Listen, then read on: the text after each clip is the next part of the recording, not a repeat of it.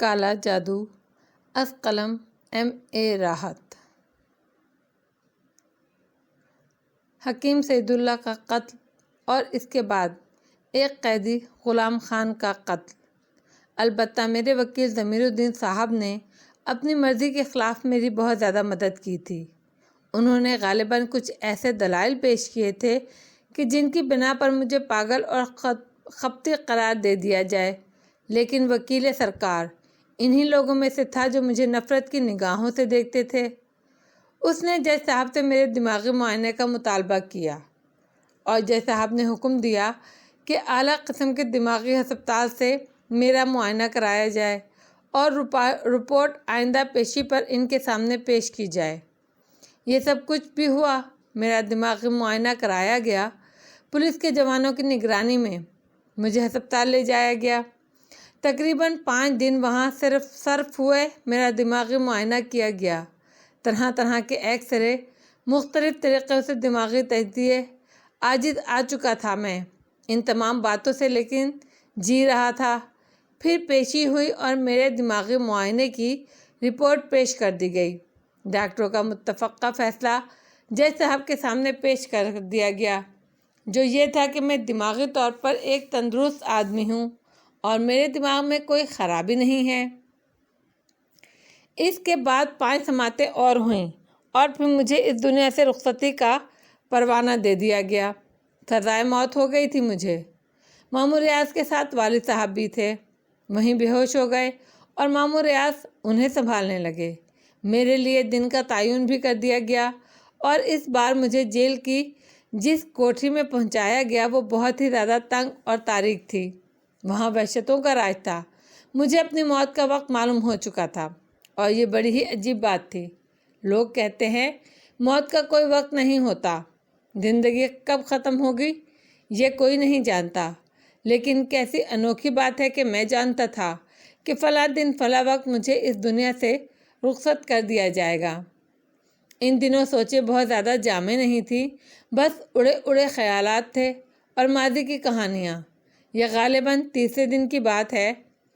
میرا بھائی، بہن اور ماموں ریاض مجھ سے ملاقات کے لیے پہنچے۔ سب کے سب زارو قطار رو رہے تھے۔ میں نے غصے میں کہا، آپ لوگ یہاں کیوں آئے ہیں؟ میں کسی سے ملنا نہیں چاہتا۔ آپ میں سے کوئی میرا اپنا نہیں ہے، کیوں یہاں آئے ہیں؟ چلے جائیے، جائیے۔ بھائی جان، میری بہن بلک بلک کر رو پڑی اور میں نے اسے خونی نگاہوں سے دیکھا اور بولا، میں کسی کا بھائی جان نہیں ہوں، میرا اب اس دنیا میں کوئی واسطہ نہیں ہے۔ جاؤ، اگر مجھے اپنا کوئی رشتہ ہی سمجھتے ہو تو میرا ایک کام کر دینا، وہ یہ کہ اماں ابا کا خیال رکھنا۔ میں نے ان لوگوں سے منہ موڑ لیا اور وہ سب روتے اور بلکتے چلے گئے۔ میں تو اب ان لوگوں میں سے تھا جن سے دنیا چھین لی جاتی ہے، اور اب تو مجھے ساری باتیں بیکار لگتی تھیں۔ میں رات کو زمین پر لیٹ گیا۔ دوسرے پھانسی کی سزا دی جانے والی تھی۔ مجھے غور کرتا رہا۔ سنتری مجھے عبادت کی تلقین کرتے رہے۔ آج پہلی بار میں نے ان کی آنکھوں میں ہمدردی کے آثار دیکھے تھے۔ ایک سنتری نے مجھ سے کہا، بابو، عبادت کرو، اللہ کے حضور جا رہے ہو، جو کچھ کر کے جا رہے ہو وہ اچھا نہیں تھا، لیکن توبہ قبول ہو جاتی ہے۔ میں اسے کرخت نگاہوں سے دیکھتا رہا اور منہ دوسری طرف کر لیا۔ صبح قریب آ رہی تھی اور اس کے ساتھ ہی اعصاب میں ایک کھچاؤ پیدا ہوتا جا رہا تھا۔ ذہن میں تناؤ پیدا ہو گیا۔ سنتری آئے، انہوں نے مجھے کوٹری سے نکالا، دونوں ہاتھ پشت پر باندھے اور مجھے شانوں سے پکڑ کر لے چلے۔ ایک ایک قدم منووزنی محسوس ہو رہا تھا۔ پھر دفعتاً کسی نے میری گردن پر گدگدی کی اور میں چونک پڑا۔ سنتری مجھ سے دور تھا۔ پھر یہ کون ہے؟ عجیب سی کیفیت محسوس ہو رہی تھی۔ پھر یوں لگا جیسے سر پر کوئی چیز چل رہی ہے، لیکن بندھے ہوئے ہاتھوں کی وجہ سے اسے ٹٹول نہیں سکا۔ تبھی میرے کانوں میں آواز ابھری، میں ہوں میاں جی، پہچانا؟ اور میں نے اسے پہچان لیا۔ بھلا اسے نہ پہچانتا؟ وہی منحوس آواز۔ میرے ساتھ چلنے والے سنتری اگر غور کرتے تو میرے سر پر بیٹھی ہوئی مکڑی کو دیکھ سکتے تھے۔ نہیں میاں جی، یہ سسرے ہمیں نہ دیکھ سکیں۔ اب کیا ہے؟ میں نے پوچھا۔ مزہ آ رہا ہے میاں جی کہ نہ ہی؟ اس کی آواز پھر سنائی دی اور پھر باریک سا ٹمٹماتا ہوا کہا بھی۔ میں بھلا اس بات کا کیا جواب دیتا؟ پھانسی ہو جائے گی اب تمہیں، ٹھور مر جاؤ گے۔ دیکھا تم نے، کہا تھا نا ہم نے۔ میں خاموشی سے قدم بڑھاتا گیا۔ زندگی بڑھیا ہے یا موت میاں جی؟ بولو، جینا چاہو یا مرنا؟ میرے ذہن میں چھناکا سا ہوا تھا۔ میں بولے بغیر رہ نہیں سکا۔ ابھی زندہ رہنے کا کوئی امکان ہے بھلا؟ کیوں نہ ہے جی، ہم جو ہیں۔ اب تو کیا کر لو گے؟ اب میری موت کتنی دور ہے؟ میں نے کہا، اور پھر وہ اپنی مکروہ آواز میں ہنسا۔ تم بات تو کرو میاں جی، ہم کیا کر لیں گے یہ تو بعد میں معلوم ہو ہی جائے گا۔ اس نے کہا، کیا بات کروں؟ ہمارا کام کرو گے؟ دیکھو میاں جی، ہمارا راستہ کوئی نہ روکے گا۔ تم وہاں جا سکو ہو جہاں ہمیں جانا ہے، آنکھیں بند کر کے چڑھتے چلے جاؤ بھاگن دوار، اور پھر ہمیں وہاں رکھ دینا۔ اس کے بعد دیکھنا مزہ زندگی کا۔ مگر وہ مزار پاک ہے اور تو گندا عامل ہے رے، اب بھی پاک نہ پاک کے چکر میں پڑے ہو۔ مرضی ہے تمہاری۔ سن کمینے غلیظ سادھو، میرے ساتھ جو کچھ ہو چکا ہے وہی اتنا ہے کہ میں دنیا سے بیزار ہو گیا ہوں۔ یقیناً میرے گناہ اتنے ہوں گے کہ میری یہ انتہا ہوئی۔ اب اس آخری وقت میں تیرے سامنے یہ ناپاک اقرار کر کے اپنا ایمان کھونا نہیں چاہتا۔ موت میرے سامنے ہے، اب مجھے کسی چیز سے دلچسپی نہیں ہے۔ میں تھوکتا ہوں تجھ پر۔ وہ کچھ دیر خاموش رہا، پھر بولا، زندہ تو تمہیں رہنا ہے میاں جی۔ میں سمجھتا تھا کس بل نکل گئے ہوں گے، موت کو سامنے دیکھ کر ہوش آ گیا ہوگا۔ آج نہیں تو کل نہیں تو پرسوں، ایسے نہیں چھوڑوں گا میاں جی۔ ایک دفعہ مر گئے تو کیا فائدہ؟ مزہ تو جب ہے کہ بار بار مرو۔ اس وقت تک مرتے رہو جب تک ہمارا کام کرنے کو تیار نہ ہو جاؤ۔ سنتری چونک چونک کر مجھے دیکھ رہے تھے۔ وہ سمجھ رہے تھے کہ شاید میں کچھ کہہ رہا ہوں، لیکن میں ان سے مخاطب نہیں تھا۔ آخری الفاظ کے بعد میں خاموش ہو گیا، مگر میری سمجھ میں کچھ نہیں آیا تھا۔ بالآخر میں جیل کے پھانسی گھر پہنچ گیا۔ عجیب سی جگہ بنی ہوئی تھی۔ مجھے سیڑھیاں چڑھائی گئیں، پھر میری آنکھوں پر کپڑا چڑھایا گیا۔ مجسٹریٹ، جیلر اور ڈاکٹر وغیرہ موجود تھے۔ عجیب پراسرار ماحول تھا۔ مجھ پر سکوت طاری تھا۔ پھر میری گردن میں پھندا فٹ کر دیا گیا اور پھر کچھ اور کیا گیا۔ مجھے اپنے پیروں تلے زمین نکلتی ہوئی محسوس ہوئی۔ پھر یوں لگا جیسے کوئی نرم چیز میرے پیروں کے نیچے آ گئی ہو، کسی نے مجھے نیچے گرنے سے روک لیا ہو۔ پھر ایک دھواں سا میرے اوپر چھا گیا اور دونوں ہاتھوں نے میری گردن سے پھندا نکال لیا۔ عجیب سا شور سنائی دیا، بھاگ دوڑ ہونے لگی۔ کسی نادیدہ ہاتھ نے میری کلائی پکڑی اور دوڑنے لگا۔ میں بے اختیار قدم اٹھا رہا تھا، لیکن بلکہ یہ کہا جائے تو غلط نہیں ہوگا کہ میں گھسیٹ رہا تھا۔ پھر جیل کا دروازہ نظر آیا اور پھر دروازے پر کھڑے سنتری ادھر ادھر لڑک گئے۔ ان کے ہاتھوں سے بندوقیں گر گئیں۔ کسی نے مجھے اٹھا کر ایک موٹی سی شاخ پر بٹھا دیا۔ میرا سانس پھول رہا تھا، حالت خراب تھی۔ پھر اچانک میرے سر سے کوئی چیز لگی۔ 2 پاؤں تھے جو لمبے ہوتے جا رہے تھے۔ پھر وہ اسی شاخ سے آ ٹکے جس پر میں بیٹھا ہوا تھا، اور اس کے بعد ایک جسم بھی شاخ پر آ گیا۔ یہ کہنا بیکار ہے کہ میں اسے پہچانتا تھا۔ وہ وہی منحوس چہرہ میرے سامنے تھا اور وہی شیطان مسکراہٹ اس کے ہونٹوں پر تھی۔ کیسی رہی میاں جی؟ بچ گئے پھانسی سے تم؟ میری قوت گویائی ختم ہو گئی تھی۔ پورا جسم لرز رہا تھا۔ یہ سب کچھ خواب تھا۔ زندگی ختم ہو گئی تھی میری، سب کچھ ہو گیا تھا، پورے حواس کے عالم میں ہوا تھا، مگر میں بچ گیا تھا۔ میں زندہ ہوں، اس نے کہا۔ اور اب اگر تجھے بچنا ہے میاں جی، پھانسی دینے والے مصیبت میں پڑ گئے ہیں، ساری جیل میں تمہیں ڈھونڈتے پھر رہے ہیں، جاؤ گے ان کے پاس؟ میں خشک ہونٹوں پر زبان پھیر کر رہ گیا۔ اس نے ایک طرف اشارہ کرتے ہوئے کہا، ادھر دیکھو، تمہارے گھر والے تمہاری لاش لینے آئے ہیں۔ سارے کریا کرم کا بندوبست کر لیا ہے انہوں نے۔ سنو میاں جی، اور کچھ نہیں کہیں گے تم سے، ہمیں اتنا کہنا ہے کہ ایک دن تمہیں ہمارا یہ کام کرنا پڑے گا۔ خود آؤ گے چل کر ہمارے پاس، ہم سے رو رو کر کہو گے، مہاراج ہم تمہیں پھاگن کے دوارے لے جاتے ہیں۔ آؤ ہمارے ساتھ چلو، جب تک تم ہمارا یہ کام نہیں کرو گے ایسے ہی در بدر پھرتے رہو گے۔ جہاں جاؤ گے مصیبت تمہارے ساتھ ہوگی، جہاں ٹکو گے وہاں والے بھی مصیبت میں پھنس جائیں گے۔ کوئی تمہیں ساتھ رکھنے کو تیار نہیں ہوگا، سب تم سے پناہ مانگیں گے، اور پناہ تمہیں کہاں ملے گی؟ ہمارے پاس آ کر، ہمارا کام کر کے۔ سمجھے؟ ہمارا کام کرنا ہے، ہم تمہاری جان بچا کر یہاں تک لے آئے، روشنی میں نیچے اترے تو دھر لیے جاؤ گے، رات کو اترنا اور گھر چلے جانا، پھر سوچنا، کیا سمجھے؟ وہ اچانک میرے سامنے سے غائب ہو گیا۔ میں پتھرایا ہوا تھا، ہاتھ پاؤں سن تھے، اپنا بدن اپنا نہیں لگتا تھا اور اپنا وجود اپنا تھا بھی نہیں۔ مجھے تو سزائے موت ہو چکی تھی، جیل کی دنیا میں بھی یہ اپنی نوعیت کا پہلا ہی واقعہ تھا، اس سے پہلے بھلا کہاں ہوا ہوگا؟ مگر کچھ احساس تو دوسرے لوگوں کو بھی ہوگا۔ اب تو سوچا جائے گا کہ میں بے گناہ تھا، کسی پراسرار جال میں پھنسا ہوا تھا۔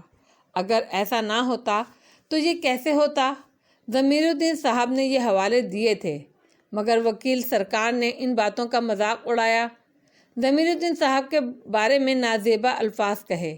انہوں نے کہا تھا، دوسرا قتل صرف اس لیے کیا گیا ہے جناب اعلیٰ کہ ملزم خود کو دماغی مریض ظاہر کرنا چاہتا ہے۔ اس نے صرف اس بات کا یقین دلانے کے لیے ایک انسان کی جان لے لی ہے، وہ بے رحم اور شفاق ہے، اسے صرف اور صرف موت کی سزا دی جائے۔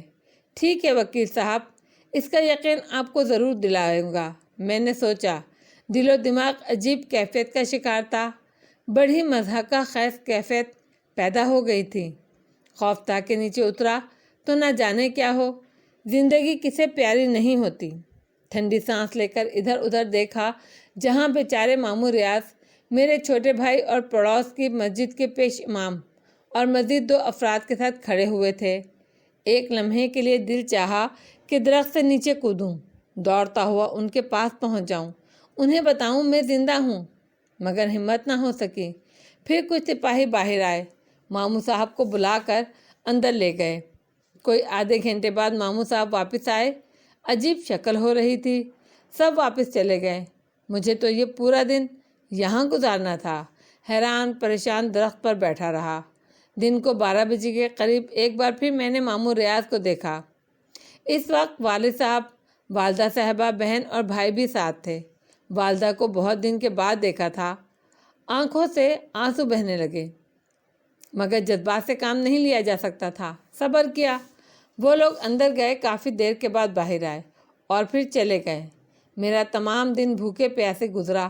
پھر جب خوب تاریکی پھیل گئی تو میں نیچے اترا اور تیزی سے ایک طرف چل پڑا۔ گھر کا رخ بھول کر بھی نہیں کر سکتا تھا، جانتا تھا کہ قانون آسانی سے پیچھے نہیں چھوڑے گا، اور پھر سادھو کے الفاظ بھی یاد تھے، گھر والے تو صبر کر ہی لیں گے، مگر میں انہیں اپنی نحوستوں کا شکار نہیں کرنا چاہتا تھا۔ اب کیا کروں، کہاں جاؤں، کہاں ٹھکانہ ہے میرا؟ دل دماغ خوف کے زیر اثر تھے، قوت فیصلہ ساتھ چھوڑ چکی تھی۔ شہر اتنا اجنبی نہیں تھا، لیکن اس وقت یوں لگ رہا تھا جیسے پوری کائنات میں کوئی شناسا نہ ہو، انسانی شکل میں نظر آنے والا ہر وہ وجود دشمن ہو۔ موت میری طاق میں، اور زندگی ایک کمزور اور بے بس چڑیا کی مانند، جو پرواز کے ناقابل ہو اور جینے کی آرزو بھی پھڑپھڑا رہی ہو۔ کون سی جگہ ہے جو مجھے پناہ گاہ میرے لیے بنے گی؟ میری نگاہ ہر سائے میں پناہ ڈھونڈ رہی تھی، مگر ہر سایہ خوف کا سایہ تھا۔ قدم کس طرف لے جا رہے ہیں اندازہ بھی نہیں ہو رہا تھا۔ پھر شاید عجیب سی رہنمائی ہوئی، ریل کی سیٹی کی آواز رات کے سناٹے کو چیرتی ہوئی کانوں سے ٹکرائی تھی اور میرے قدم رک گئے تھے۔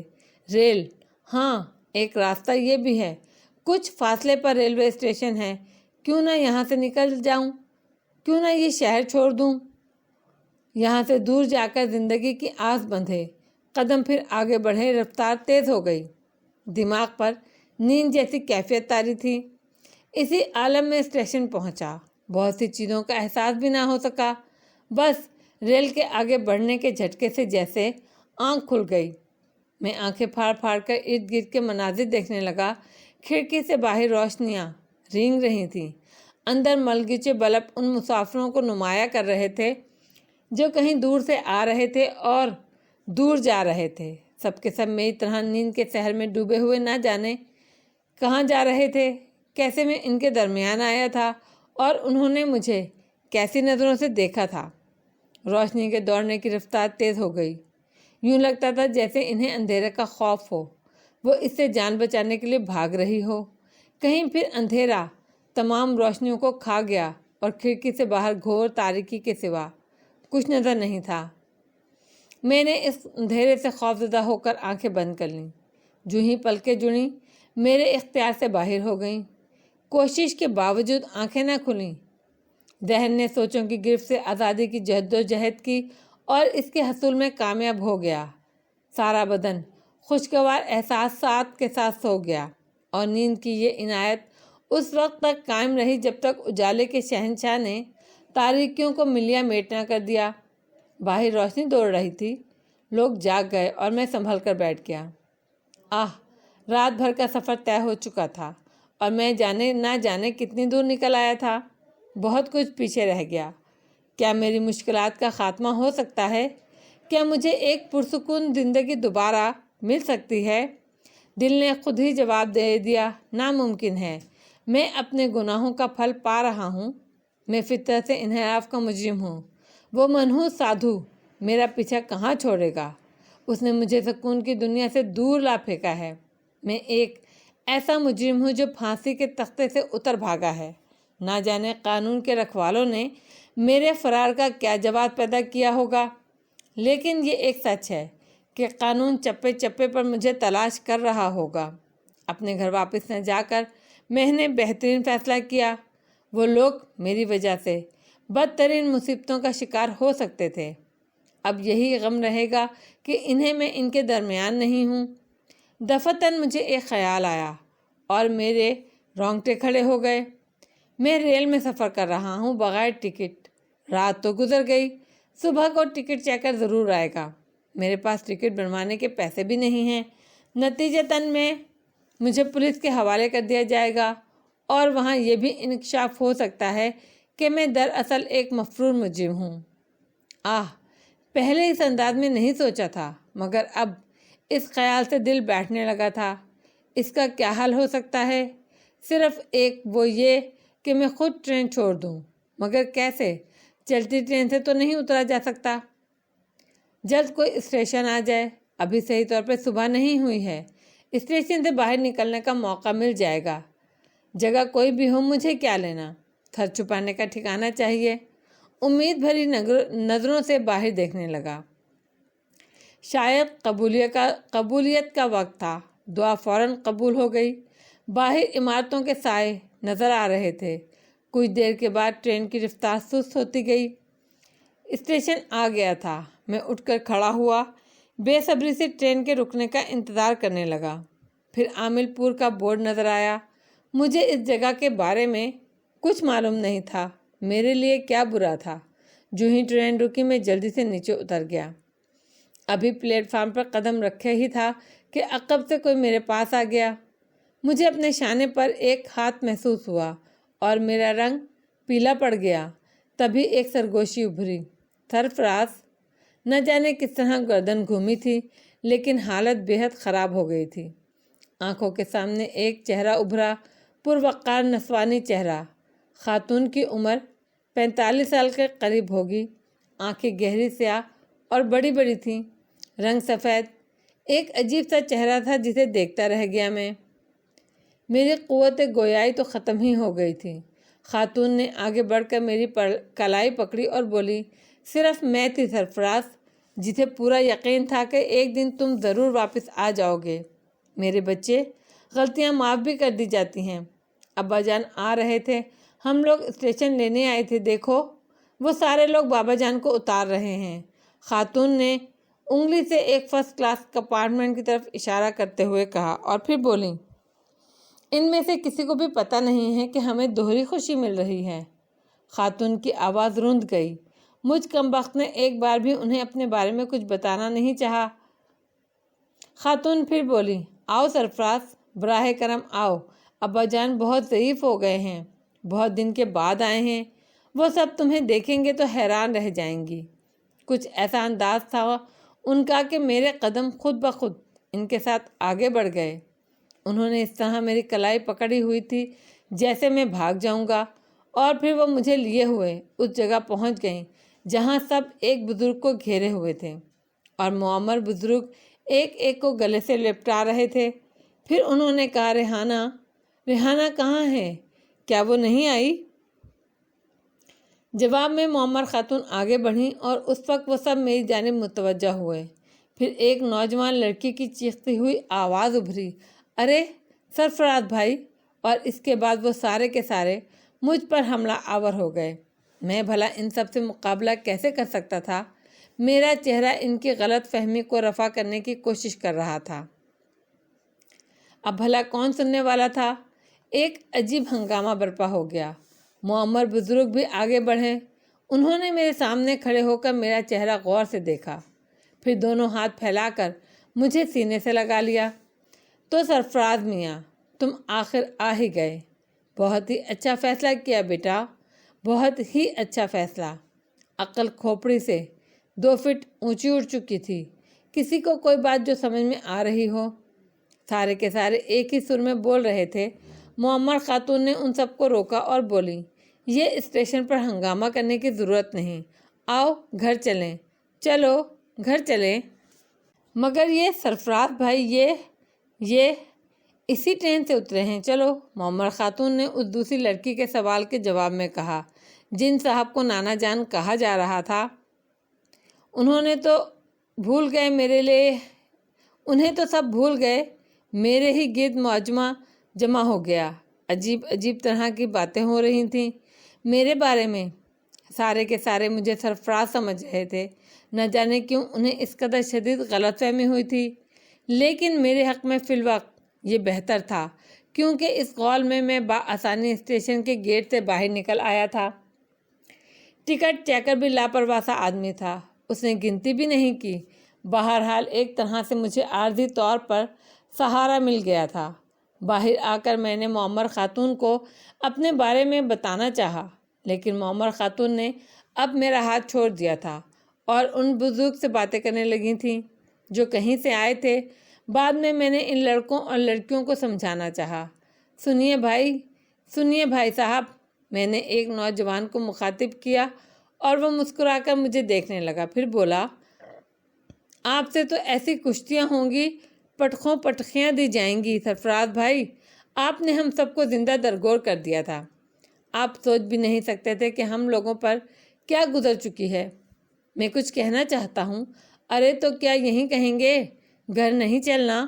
سنیے، آپ کو غلط فہمی ہے، میں سرفراز نہیں ہوں، آپ کو بہت بڑی غلط فہمی ہو رہی ہے، بعد میں آپ لوگ مجھے مورد الزام ٹھہرائیں گے۔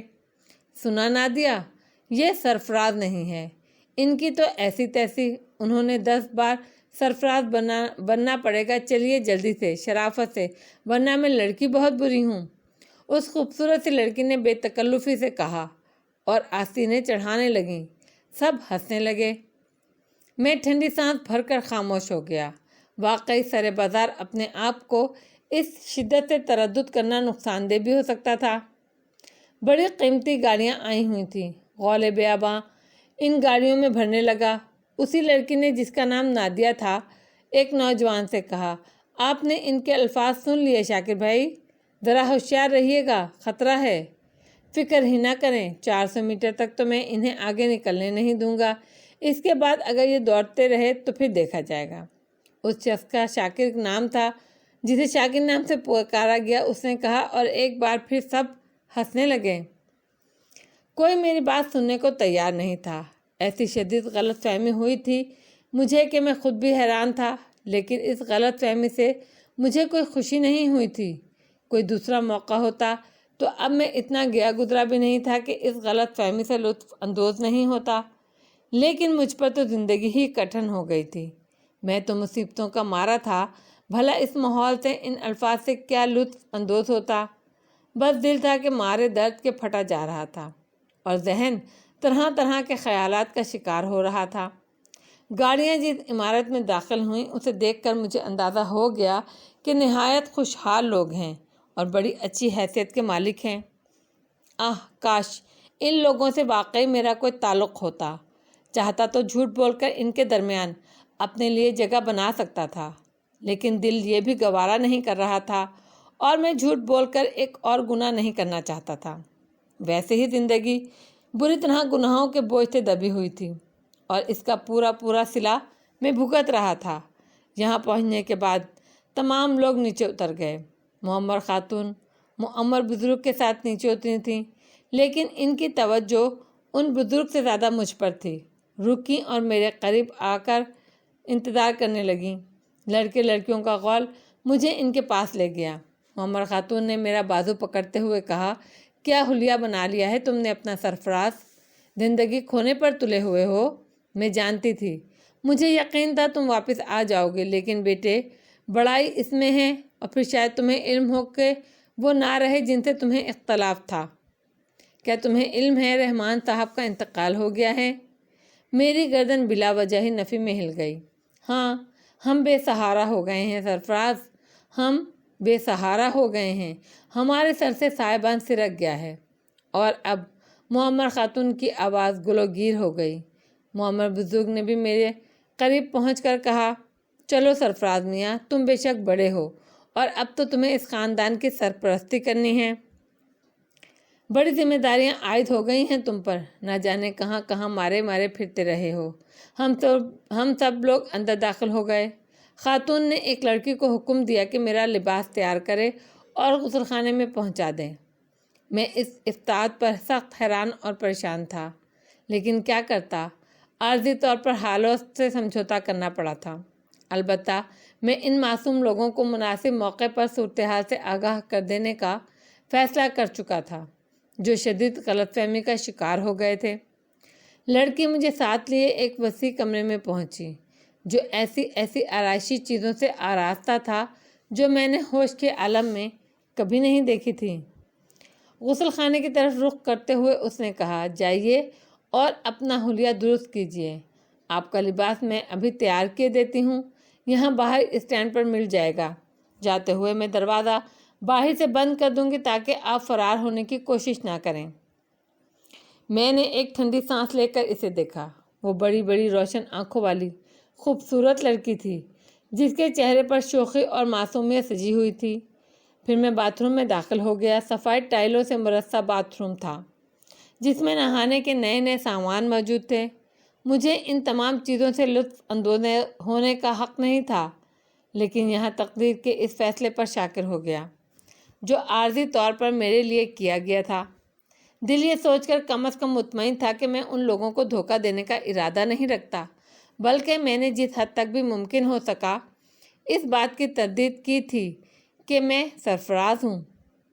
غسل کیا شیو کا سامان موجود تھا، دل چاہا شیو کر لوں، چنانچہ یہ بھی کر لیا میں نے، اور جب باہر نکلا تو میرا لباس رکھا ہوا تھا۔ یہ حیران کن بات تھی کہ یہ لباس بھی میرے جسم پر بالکل درست تھا، سلک کا کرتا اور سلک کا ہی پاجامہ، یہاں تک کہ جو سلیم شاہی جوتے میرے لیے رکھے گئے تھے وہ بھی میرے پیروں میں فٹ تھے۔ اس حیران کن اتفاق پر ہنسی بھی آ رہی تھی۔ ہو سکتا ہے سرفراز بالکل میرے جیسا ہو، ورنہ اس قدر شدید غلط فہمی اور وہ بھی اتنے بہت سارے افراد کو ممکن نہیں ہو سکتی۔